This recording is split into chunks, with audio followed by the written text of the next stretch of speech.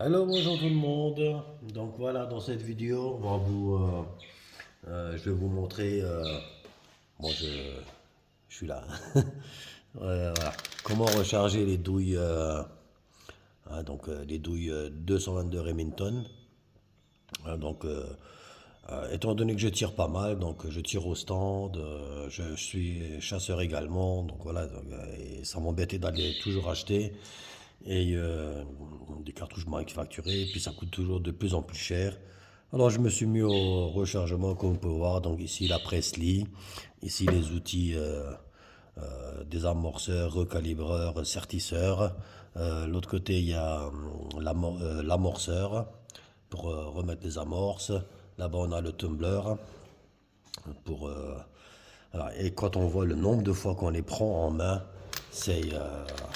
Et ici, donc, j'ai un petit vérificateur donc, de douille. Alors, ce que j'ai fait, bon, tout au début, hein, donc vous les désamorcez. Donc, il faut tout prendre. Imaginez, j'en ai encore là-bas. Voilà, donc j'en ai encore dans le tumbler. Donc, il y en a un paquet. Hein. Enfin, qu'ici, il doit y en avoir 350 ou pas loin de 400. Et voilà, donc vous les prenez déjà 400 fois en main pour désamorcer. Ensuite, vous les mettez dans le tumbler pour nettoyer, donc pour nettoyer le puits d'amorce, pour nettoyer l'intérieur et puis tout. Ensuite, vous les séchez, vous les passez à la calibreuse. Donc il faut les lubrifier un par un. Donc ici, moi j'ai du lubrifiant que j'utilise, le P18 de chez Mecaren. Donc c'est un super lubrifiant. Et, mais bon, faut quand même les passer. Hein, donc voilà. Et une fois que ça c'est fait, bien entendu, la longueur, elle s'allonge quand on fait le calibrage total. Parce qu'il y en a certains qui font le calibrage du collet seulement, mais si la partie-là, elle rentre pas, donc ça a toujours tendance à coincer. Donc moi, je préfère faire un calibrage total. Hein. Donc voilà, même si certains disent que c'est pas très bon à force de faire du calibrage total, mais moi je le fais. Voilà. Donc tant pis hein, pour le prix que ça coûte. Voilà, j'ai des personnes qui me fournissent des douilles vides. Et voilà, même si je peux le recharger deux ou trois fois, c'est déjà ça de gagner. Je n'ai pas fait le calcul pour voir qu'est-ce que ça me coûte à la fin. Bon, je ne sais pas si ça sera avantageux ou pas. Parce qu'une fois que c'est calibré, vous le reprenez en main pour remettre des nouvelles amorces. Après, vous le reprenez en main pour faire votre dose de poudre. Vous le reprenez en main pour mettre l'ogive dessus, à la presse. Vous le reprenez en main pour faire le sertissage à la presse. Enfin, et sans compter le nombre de fois que je les prends aussi pour vérifier. Donc ici, j'ai fait des douilles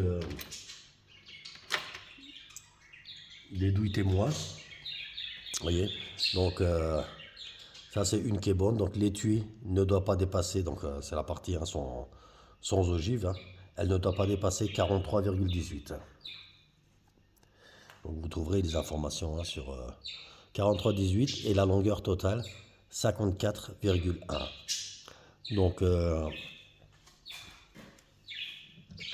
ça c'est avec des ogives, des ogives FMJBT, donc c'est des ogives blindées. Hein.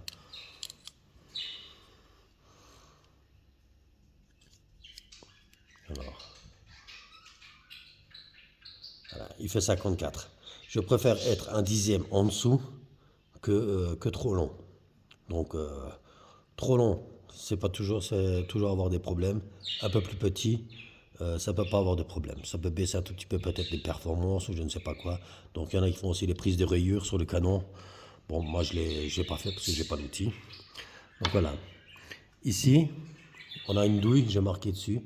Elle fait par exemple 43,23. Hein, donc 43,21. Donc c'est des centièmes. Hein. Donc ça c'est une douille que j'ai marquée en rouge. Et j'en ai une autre que j'ai marquée en bleu. Elle fait 43,17. Donc elle est à un centième en dessous de voilà, 43,12. Donc celle-là, on serait dans la tolérance des 43,18. Comme dit, il vaut mieux être un tout petit peu en dessous, quelques centièmes, peut passer. Donc comme on peut le voir, Donc après, comment je fais? Je reprends tous en main pour tester la longueur de mes douilles. Vous voyez? Regardez, voilà. C'est embêtant comme ça les téléphones.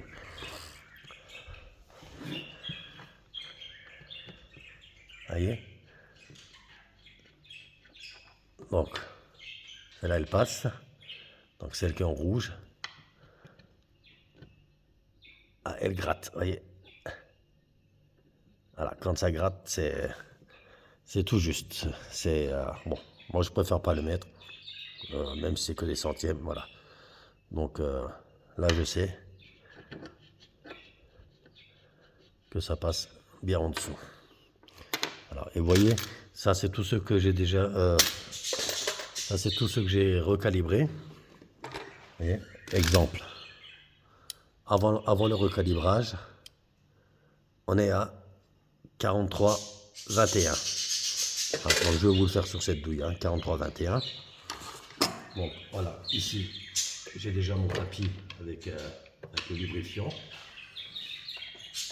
Voilà, mais dans l'appareil.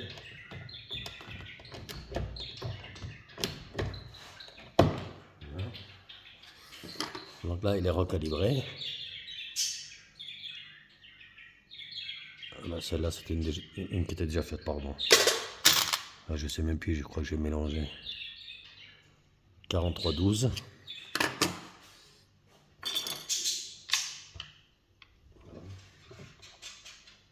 C'est juste pour que la bouille soit un peu glissante.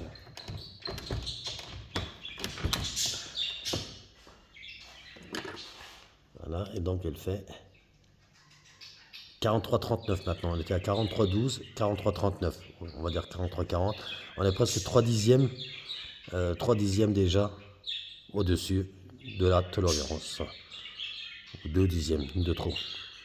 Donc après calibrage, c'est normal. Hein, donc quand la balle elle est tirée, la balle elle gonfle. Hein, dans la chambre, elle gonfle, elle s'allonge, on va dire plus ou moins. Et pour que l'ogive sorte avec la pression qu'il y a dedans.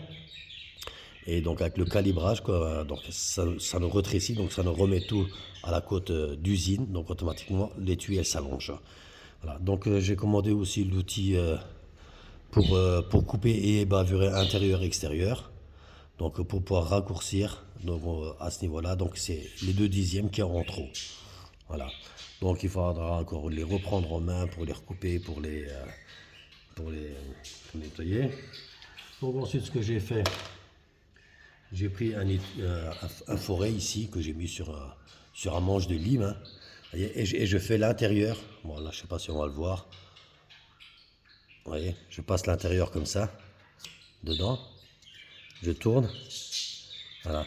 Parce que là, vous avez le trou du puits d'amorce. Et à l'intérieur, bon, eux, quand ils les percent, donc ça fait de la bavure, hein, des micro-bavures. Et ça, c'est. Alors que là, quand on passe avec le forêt, donc ça fait comme un chanfrein autour du trou. Et donc ça dissipe mieux comment dire, au moment de l'amorçage. Donc ça brûle mieux la poudre. Voilà, donc on le voit à l'intérieur, à la lumière, quand c'est assez brillant. Et je fais exactement la même chose, vous voyez le puits d'amorce, le trou. Voilà, donc ça, vous voyez, il y a un léger chanfrein là. Voilà, et celui-là, donc j'ai fait un autre outil, pareil, avec un forêt de diamètre 4,5, ou 4, je sais plus, donc je le mets dedans, et je tourne juste quelques fois. Voilà. Donc vous voyez le brillant là, le chanfrein. Donc ça permet, donc au moment de l'amorçage, que la flamme de l'amorce, elle diffuse bien à l'intérieur de la cartouche. Les bavures et tout ça, donc c'est comme un petit gène, c'est comme un bouchon du trou, quoi. Donc ça rétrécit le trou. Et voilà. Donc ça c'est le petit truc que j'ai fait. Quoi dire encore d'autre oui, donc je passe aussi un coup de nettoyage avec le nettoyeur de chez Lee, hein, donc small et large. Donc pour les amorces larges et pour les amorces small. Ce calibre-là, c'est l'amorce small, donc on le met, hein, donc, parce que c'est tout noir ici quand on enlève la capsule. Voilà, on donne un petit coup, comme ça pour que ce soit propre. Voilà. Et voilà, voilà. Donc après, il y a le chargement et tout. Bon, moi j'utilise de la la RS36. Donc après, je ne sais pas au niveau des poudres. Mais je préfère rester moi de chez Reload Suisse. Donc voilà, la poudre suisse. Et j'aime bien cette marque-là. J'en avais déjà pour mon, pour mon fusil poudre noire. Donc c'est du bon produit, la poudre suisse. Et je suis habitué avec ça. Donc voilà, après chacun son truc, quoi. Et,